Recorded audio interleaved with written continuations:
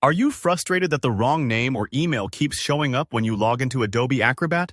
Or when your comments appear with an outdated author name? In today's tutorial, I'll walk you step by step through the process of changing both your Adobe account name and login email, as well as customizing the author name that shows up on your comments in Acrobat.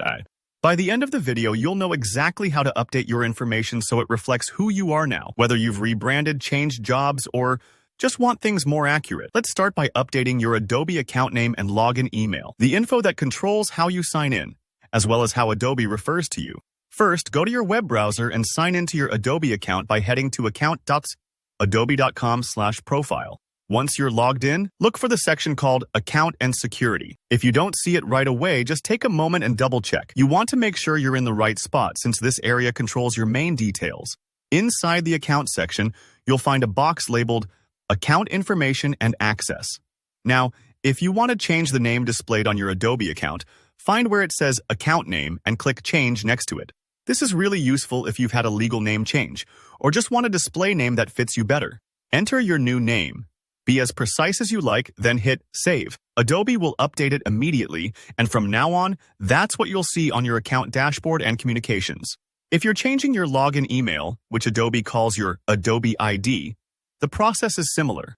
Click Change next to Primary Email, type in your new email address, and hit Change.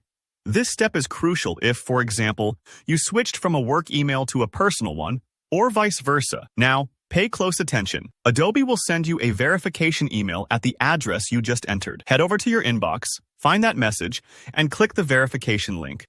It's what secures your account against unauthorized changes. Don't rush this part. Sometimes the email can take a minute or two to arrive, and it's easy to miss if you have a crowded inbox. Once verified, your new email will become your login, and you'll need to use it next time you sign in to any Adobe apps or services. So remember to update any password managers or saved logins as well. Now, let's tackle the second part, updating the author name for comments inside Acrobat itself. A lot of people don't realize this name is separate. It's actually a local app setting not tied to your Adobe account. For example, if you share computers or need to be recognized differently when collaborating on PDFs, you might want to set a custom author name. Start by launching Adobe Acrobat. At the top, go to Edit if you're on Windows, or if you're on a Mac, look for the Acrobat menu and go into Preferences. In Preferences, locate the Commenting section. There's a box here that says, Always use login name for author name. Go ahead and uncheck that. This frees you up to choose any author label you'd prefer, not just your system login name. Now, add a quick comment on any PDF. You can just type something as a test. Right-click the new comment and select Properties. Under the General tab, you'll see a field for author. Change this to whatever you'd like, perhaps your real name, your department, or your online nickname. If you want this to be your default for future comments, check the box labeled Make Properties Default. That way, Acrobat will remember your preference for every new annotation, saving you time and effort. Finally, click OK to confirm and save your changes. And that's it. You're all set. Whether you're polishing your professional presence or keeping team communications clear, updating these names and addresses only takes a few minutes and gives you control over exactly how Adobe identifies you.